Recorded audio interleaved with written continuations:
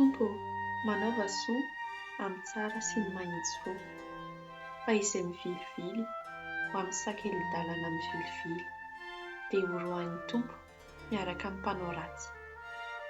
Fiadanana anie ho amin'Israely.